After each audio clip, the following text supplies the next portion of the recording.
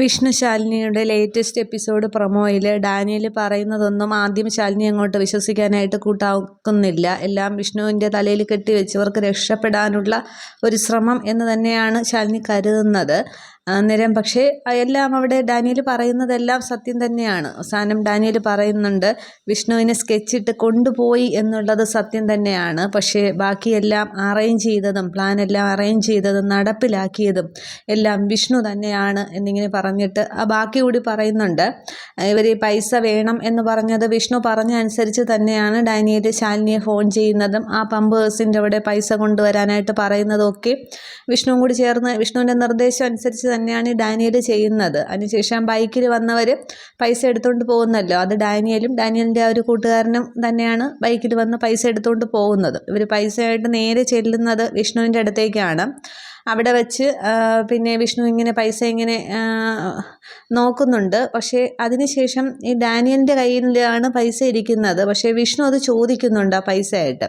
പക്ഷേ ഡാനിയൽ ആദ്യം കൊടുക്കാനായിട്ട് കൂട്ടാക്കുന്നില്ല. ഡാനിയലിനൂടെ കൊടുക്കുമെന്നല്ലേ പറഞ്ഞത്. പക്ഷേ അവസാനം വിഷ്ണു ഡാനിയലിനെയും പിന്നെ കളിപ്പിക്കുക തന്നെയാണ് ചെയ്യുന്നത്.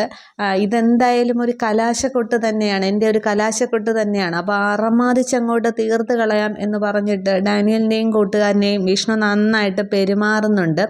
രണ്ടുപേരെയും അടിച്ച് അവശരാക്കുകയാണ് ചെയ്യുന്നത്. അതിനുശേഷം വിഷ്ണു ആ പെട്ടി പണം അടങ്ങുന്ന ആ പെട്ടി ഉണ്ടല്ലോ, അത് വിഷ്ണു അങ്ങ് വാങ്ങിക്കുകയാണ് ചെയ്യുന്നത്. എന്നിട്ട് വിഷ്ണു അവിടെ നിന്നും പോവുകയാണ് ചെയ്യുന്നത്. ഇത്രയുമാണ് ഈ ഒരു പ്രൊമോയിൽ കാണിക്കുന്നത്. അത് തന്നെയാണ് ഡാനിയൽ ശാലിനിയോട് പറയുന്നത്. പക്ഷേ ശാലിനിക്ക് അതങ്ങോട്ട് തീരെ വിശ്വാസം വരുന്നില്ല. ഇത്രയുമേ കാണിക്കുന്നുള്ളൂ. അപ്പോൾ വിഷ്ണു പൈസയുമായിട്ട് എങ്ങോട്ട് പോയി എന്നുള്ള ആ ഒരു ചോദ്യമാണ് അവിടെ നിലനിൽക്കുന്നത് ശാലിനിക്ക് മുന്നിൽ. വിഷ്ണുവിൻ്റെ ആ ഒരു അസുഖത്തിൻ്റെ കാര്യം ശാലിനിക്ക് അറിയില്ല. വിഷ്ണു ഓപ്പറേഷന് വേണ്ടി തന്നെയാണ് പോയിരിക്കുന്നത്.